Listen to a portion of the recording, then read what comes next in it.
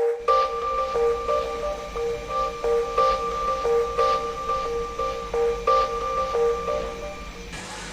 Everyone, sorry last video में audio काफ़ी disturbing थी। वो काफ़ी और तरीक़ों से मैंने ट्राई किया था, बट इस time I expect quite better होगी। सो इस बार मैं आपको बताने जा रहा हूँ एक काफ़ी कॉन्सेप्चुअल चीज़ के बारे में, जो कि इस एक्वेटिक लाइफ के बैलेंस के ऊपर काफ़ी ज़्यादा डिपेंड करती है। वो है एक्वेटिक नाइट्रोजन साइकिल। जैसे हम लोग अपने इन्वायरमेंटल नाइट्रोजन साइकिल को बैलेंस करते हैं, हर एक गैसेस बैलेंस में रखते हैं अपने इन्वायरमेंट में, उसी तरह हमें एक एक्वेटिक लाइफ के लिए हमें वाटर के अंदर गैसेस को और हर एक पैरामीटर को बैलेंस में रखना होता है। जैसे मैंने लास्ट टाइम आपको बताया था कि हमें वाटर टेस्टिंग करनी चाहिए। वाटर टेस्टिंग बोले तो अमोनिया, नाइट्रेट, नाइट्राइट्स, पीएच, ये सब कुछ। So ammonia, nitrate, nitrites they are a part of nitrogen cycle. तो मैं आपको काफ़ी एक स्मॉल ब्रीफ वे में आपको एक्सप्लेन करने वाला हूँ, आपको बताने वाला हूँ। आपको इस बारे में कोई डाउट हो तो आप प्लीज़ मेरे से पूछ सकते हो।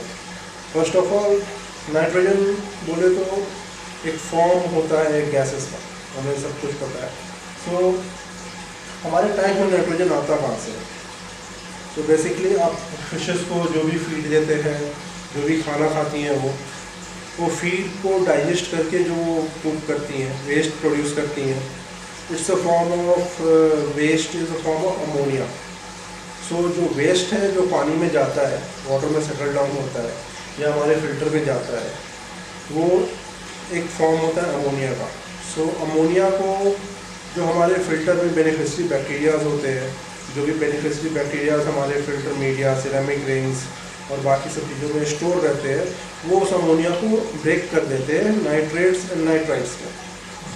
ओके, सो फिर नाइट्रेट्स और नाइट्राइट्स के दो पार्ट हो गए। अब जो नाइट्रेट होता है वो ज़्यादा स्टेबल नहीं होता, इसमें एक फॉर्म है वो ज़्यादा स्टेबल नहीं होता, वो स्टिल नाइट्राइट्स के फॉर्म में जाने की कोशिश कर रहा होता है। तो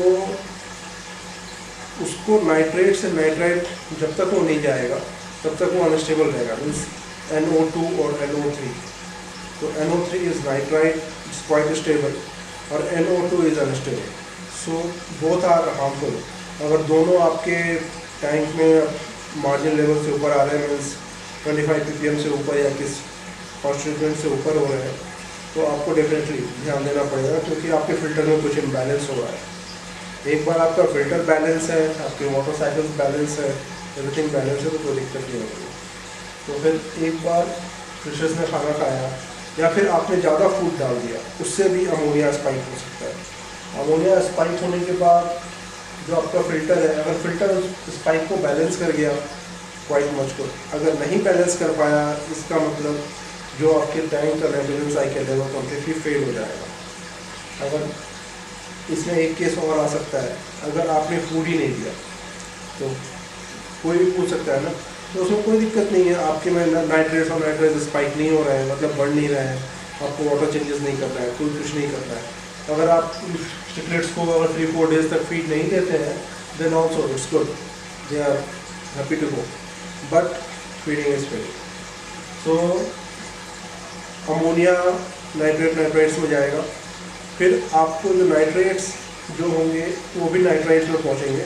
फिर नाइट्राइट्स पहुंचने के बाद आपको दो ही चीज़ आप उसको बैलेंस कर सकती है, या तो वाटर चेंजेस, या तो आप वीकली, मिड वीकली, या आपको जिस हिसाब से नाइट्राइट स्पाइक हो रहे हैं, आपको एक बार टेस्ट करके चेक कर लेना है कि आपका मतलब 1 वीक में नाइट्राइट बढ़ रहा है, 2 वीक में नाइट्राइट बढ़ रहा है। या फिर आप अगर आप टेस्ट नहीं भी करते हैं तो भी आप उसको जस्ट विद इन 3-4 डेज़ या 1 वीक, या जब भी आपको टाइम मिले, 10%, 20%, 30% जितना आप कर सकते हो उस हिसाब से आप वाटर चेंज कर लो। That's the only concept. So एक बार अगर ये टैंक्स के वाटर स्टेबल होंगे, आपके फिशेस को मैं गारंटी देता हूँ कभी कुछ नहीं हो सकता, they will live very long. मेरे पास कैजुअलिटीज़ बेसिकली काफ़ी ईयर्स, आई थिंक 1 ईयर तो हो गए होंगे किसी फिश को कैजुअलिटी में देखे हुए, but they are quite low. अगर कोई फिश को कैजुअलिटी होती है, डेफिनेटली मैं आपको बताऊँगा कि आप एक हॉस्पिटल टैंक मेंटेन कीजिए, उस फिश को उसमें शिफ्ट कीजिए, उसमें ट्रीट कीजिए। बाकी आगे चल के मैं आपको हर एक ट्रीटमेंट, हर एक टाइप की रेमेडीज़, किस वॉर्म्स को कैसे ट्रीट करना है, कैसे डिजीज़ को कैसे ट्रीट करना है, वो भी एक्सप्लेन करूँगा। Thank you so much.